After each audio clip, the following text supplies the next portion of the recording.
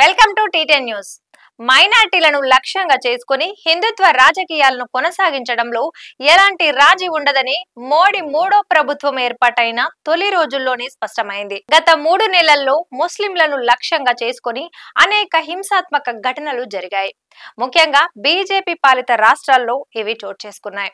విజయోత్సవ వేడుకల సందర్భంగా ఛత్తీస్గఢ్ లోని రాయ్పూర్ సమీపంలోని అరంగిల్లో పశువుల అక్రమ రవాణా సాకుతో జరిగిన మూక దాడిలో 3 మరణించారు. పశువుల వ్యాపారులు కావడమే వారు చేసిన ఏకైక నేరం. బీజేపీ పాలిత మధ్యప్రదేశ్ లోని మండలా జిల్లాలో 11 మంది తమ రిఫ్రిజిరేటర్లలో గొడ్డు మాంసం ఉంచారని ఆరోపిస్తూ పోలీసులు అరెస్టు చేసిన తర్వాత స్థానిక యంత్రాంగము వారి ఇళ్లను బుల్డోజర్లతో ధ్వంసం చేసింది.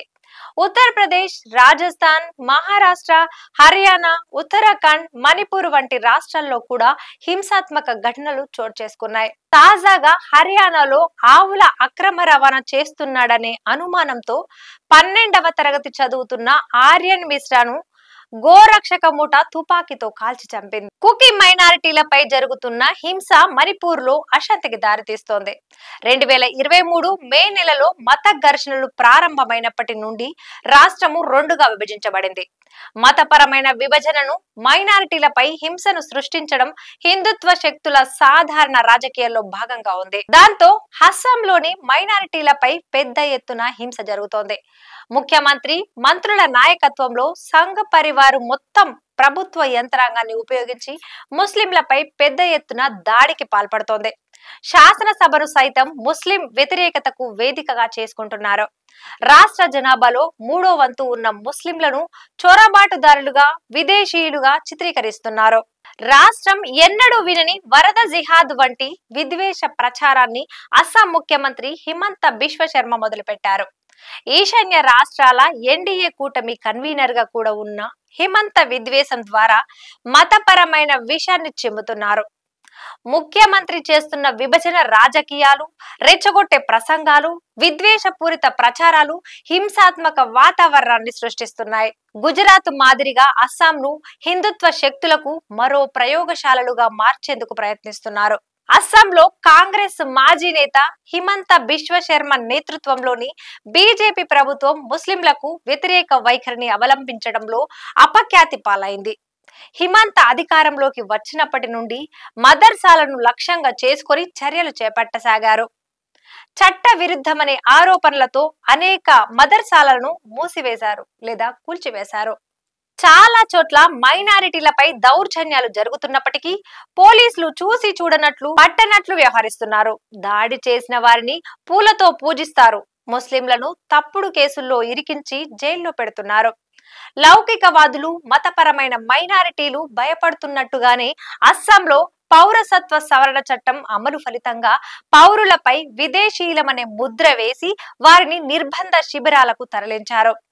గత వారం పోలీస్ స్టేషన్ లో అదుపులోకి తీసుకున్న 28 మంది ముస్లింలను గోల్పరా జిల్లాలోని నిర్బంధ శిబిరానికి తరలించారు. అస్సాం అసెంబ్లీలో ముస్లింలకున్న ప్రార్థనా విరామాన్ని తొలగించారు. ముస్లింలు ఎంతటి అభద్రతా భావంతో ఉన్నారో చెప్పటానికి తాజా ఉదాహరణ. శుక్రవారం ప్రార్థనలకు ముస్లిం ఎమ్మెల్యేలకు అనుమతించిన 2 గంటల విరామాన్ని తొలగిస్తూ రూల్ 11ని సవరించారు.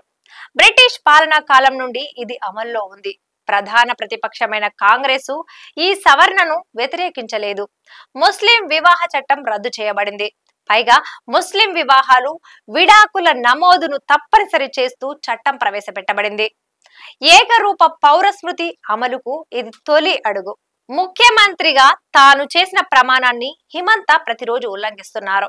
రాజ్యాంగాన్ని పరిరక్షిస్తానని భయం, పక్షపాతం, అభిమానం, ద్వేషం లేకుండా అన్ని వర్గాల ప్రజలకు సమన్యాయం చేస్తానని ప్రమాణం చేసిన ఆయన తాను హిందువుల పక్షాన ఉన్నానని బహిరంగంగా ప్రకటించారు.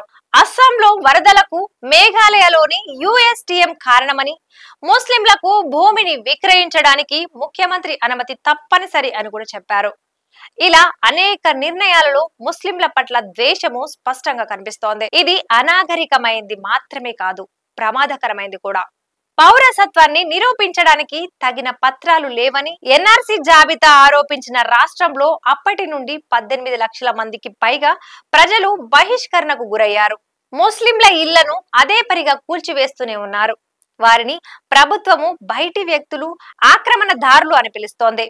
3 సంవత్సరాల క్రితం దరాంగులోని ముస్లింల ఇళ్లను కూల్చివేస్తున్నప్పుడు పోలీసులు భయంకరమైన హింసకు పాల్పడ్డారు. ఆ దారుణాన్ని ఫోటో తీశాడని మొయినుల్ హక్ అనే ఫోటోగ్రాఫర్ ను పోలీసులు కాల్చి చంపారు. అంతటితో ఆగక అతని ఛాతిపైకి ఎక్కి నృత్యం చేశారు. ఆ రోజు 1400 ముస్లిం కుటుంబాలు నిర్వాసితులయ్యాయి.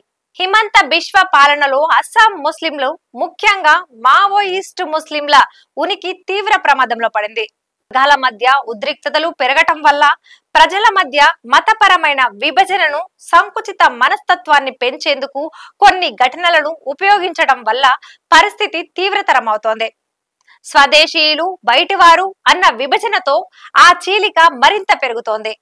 శివసాగర్ పట్టణంలో 17 ఏళ్ల బాలికను వేధించిన ఘటనలో 2 మార్వాడి వ్యక్తులకు తీవ్ర బెదిరింపులు వచ్చాయి.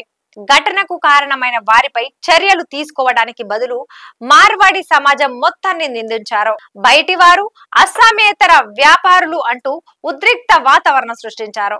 రాష్ట్ర మంత్రి, పోలీసు సూపరింటెండెంట్ సమక్షంలో మార్వాడి సంఘ ప్రతినిధులు శివసాగర్ పట్టణంలో మోకరిల్లు సమాపనలు చెప్పారు. మరొక ఘటనలో RSS, బీజేపీ మద్దతు ఉన్న కొన్ని సంస్థలు మియా ముస్లింలను అస్సాం వదిలి వెళ్లమన్నాయి. ఎగువ అస్సాం నుండి వేలాది మంది ముస్లింలు పారిపోవలసి వచ్చింది. రాష్ట్రంలో దారుణమైన అత్యాచారాలు, హింసాత్మక ఘటనలు నానాటికి పెరిగిపోతున్నప్పటికీ మహిళలకు రక్షణ కల్పించడంలో ప్రభుత్వము ఘోరంగా విఫలమైంది. నేరాలు దాదాపు అన్ని వర్గాల వారు చేసినప్పటికీ ముస్లింలను మాత్రమే నేరస్తులంటారు. వరద బాధితులకు ప్రభుత్వము సాయం అందించలేకపోయింది. నిరుద్యోగం పెరుగుతోంది. అస్సాం యువత ఉపాధి వెతుక్కుంటూ దక్షిణాది రాష్ట్రాలకు వెళ్తున్నారు. ముఖ్యమంత్రి పైన, ఆయన కుటుంబం పైన అనేక అవినీతి ఆరోపణలు వచ్చాయి.